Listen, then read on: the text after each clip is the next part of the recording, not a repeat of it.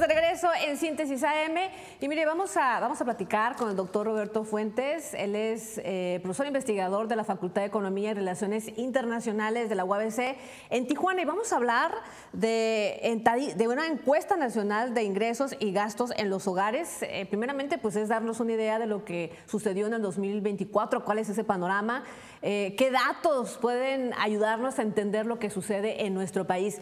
Doctor, ¿cómo está? Muy buenos días. Hola, muy buenos días a ti y a tu auditorio. Muchísimas gracias, doctor. Y bueno, se me vinieron N cantidad de preguntas cuando veíamos este tema, ¿no? Primeramente, ¿qué es esta encuesta nacional de ingresos y gastos en los hogares y qué información nos da? Bien, esta es una encuesta que levanta el Instituto Nacional de Estadística y Geografía cada 2 años, el INEGI, con el objetivo de estimar, como dice el nombre de la encuesta, el ingreso de los hogares mexicanos y en qué gastan los hogares mexicanos. También sirve como base para la estimación, aún no sale este dato, pero se está estimando, supongo que en los próximos meses sabremos, cómo ha evolucionado la pobreza en México.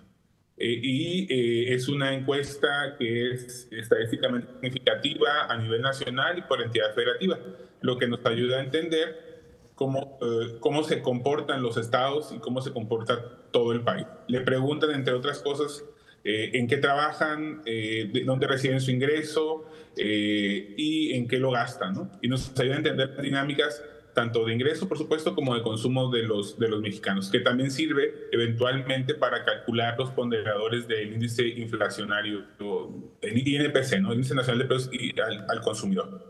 Vemos cómo cambian, nos sirve también esta encuesta para saber cómo cambian los patrones de consumo. En algún momento esta encuesta le da mucho peso, por ejemplo, a lo que los hogares gastaban en teléfono de casa, ¿no? Como fue evolucionando la encuesta, nos fuimos dando cuenta que los hogares cada vez gastaban menos en teléfono de casa. Por lo tanto, ya no fue considerado dentro de los indicadores importantes para medir la inflación. También fuimos viendo que los hogares cada vez gastaban más en telefonía celular, o en iPads, o en laptops, o en Internet. Entonces eso también fue dando seguimiento a los patrones de consumo de los hogares, que ayudó a ajustar, por ejemplo, insisto, el Índice Nacional de Precios al Consumidor. Doctor, obviamente va a depender mucho quién consulte la encuesta, ¿cierto? O sea, ¿para qué la quieres? Y puedes tomar decisiones en torno a esta encuesta. Pero, por ejemplo, este es del 2024, ahorita estábamos viendo imágenes de 2022, pero bueno, estamos actualizando la información 2024. Desde su punto de vista, como economista, ¿qué representa para México? O sea, si vemos todo este panorama en lo que han gastado, etcétera, etcétera, por ejemplo, en el tema de la pobreza, ¿qué datos nos está arrojando hoy en día?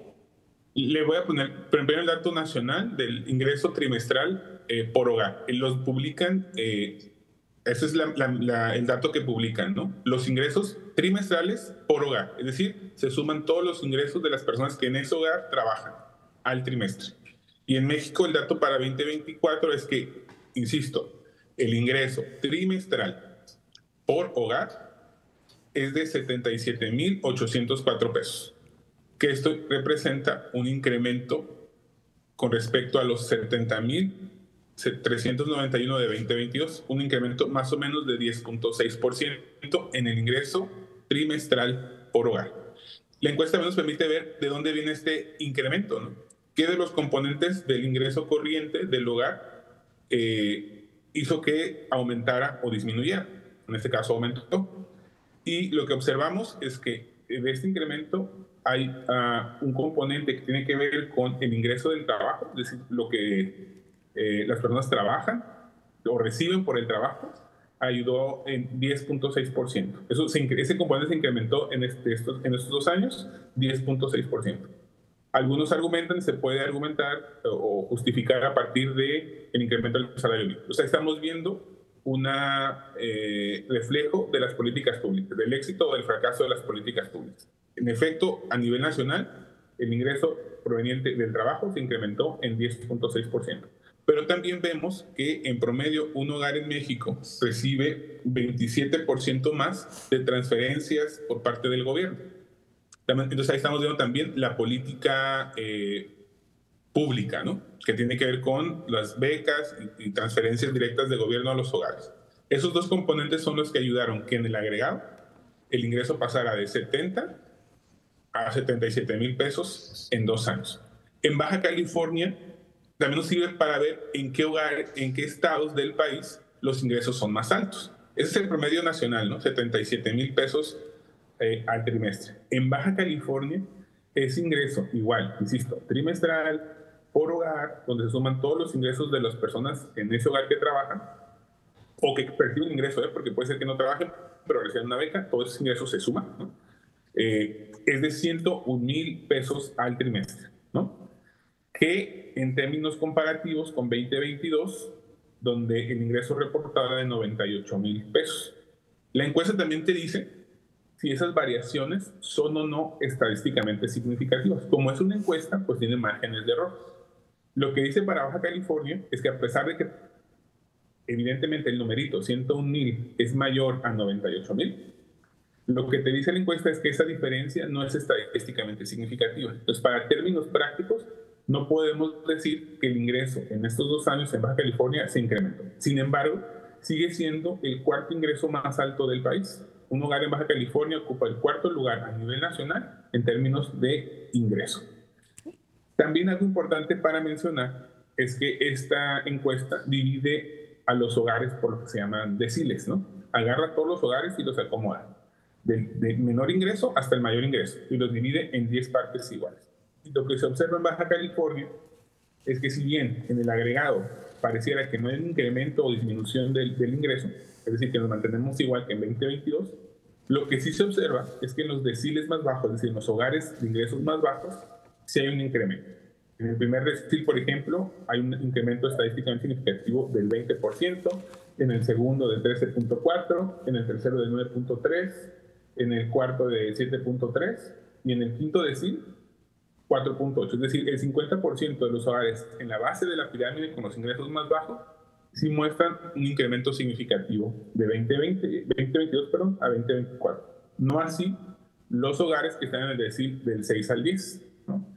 Que algunos muestran un incremento, pero no es estadísticamente significativo. Entonces, para todo eso nos sirve nuestra encuesta. A los investigadores es una de las fuentes de información más ricas para relacionar un montón de temas, ¿no? Porque ahí viene ingreso, pero también vienen características de la persona, características del empleo, características del hogar, temas educativos, etcétera, etcétera, que te permiten vincular estos incrementos por hogar a las características, insisto, del individuo y ver qué hace que algunos hogares tengan mayores ingresos o tengan mayor probabilidad de emprender o tengan mayor probabilidad de hacer crecer sus ingresos, etcétera, etcétera, ¿no?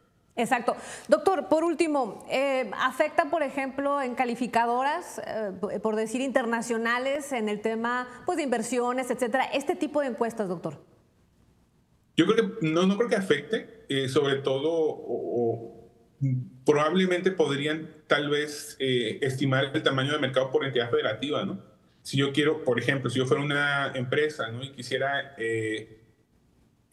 instalar un producto o una empresa que vende un producto o ofrece un servicio que requiere una clase media amplia, ¿no? Porque el tipo de producto que ofrezco requiere ingresos medios de los hogares, pues tal vez esta encuesta me podría ayudar a identificar en qué estados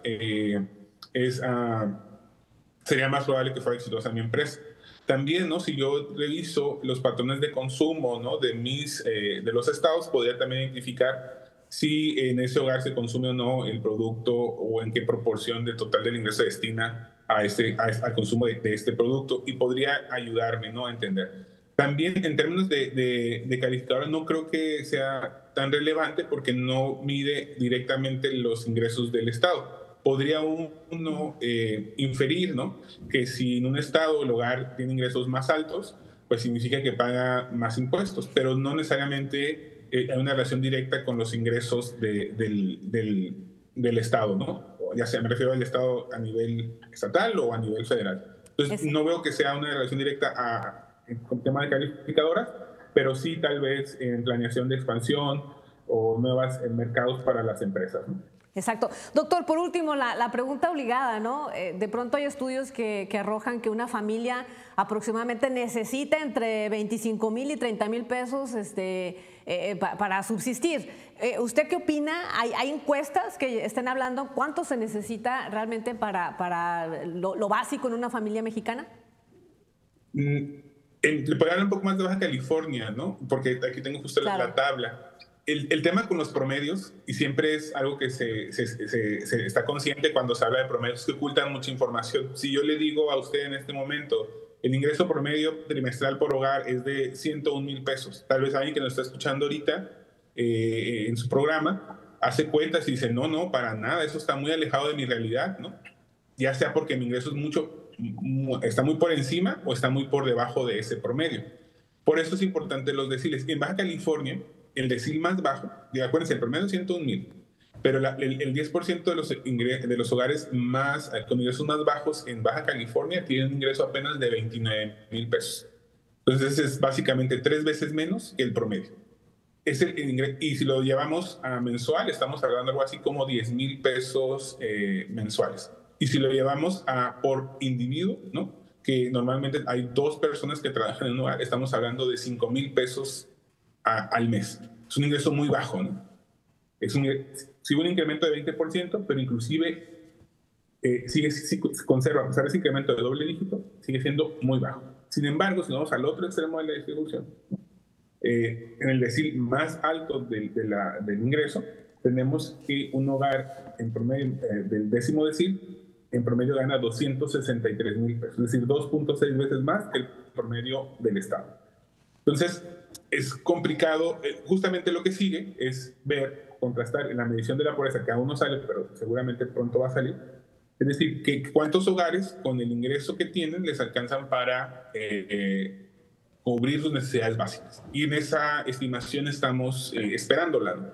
Para ver si este incremento compensa los incrementos en los precios y en efecto hay más gente fuera de la pobreza. Lo que se estima en este momento, ¿no?, para México es que en efecto el incremento en los ingresos sea suficiente para sacar a entre 10 y 11 millones de personas de la pobreza del periodo 2018 al 2024, que es un dato muy positivo.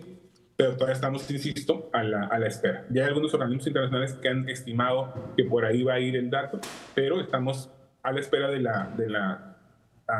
las estimaciones que ahora va a hacer, entiendo, el INEGI. Perfecto. Pues doctor, muchísimas gracias por su tiempo. ¿Dónde lo seguimos? ¿Dónde lo leemos? Y si nos lo permite, pues seguimos hablando sobre estos temas que creo que son de interés, ¿no?, para todos nosotros. Sí, la Facultad de Economía y Relaciones Internacionales tiene su página de Facebook, Instagram, ahí pueden seguirnos. Ya sé que va a haber el hecho que vamos a hacer una específica para el cuerpo académico, donde es un cuerpo colaborador de investigación de la facultad, pero de mientras, digamos, en la página de la Facultad de Economía y Relaciones Internacionales. Perfecto, muy bien. Muchísimas gracias, doctor. Que tenga excelente día. Hasta luego, muchas gracias. Hasta luego. Doctor Roberto Fuentes, profesor investigador de la Facultad de Economía y Relaciones Internacionales de la UABC. Pues interesante, ¿no? Hay mucho que ver todavía de esta encuesta. Pausa comercial y regresamos.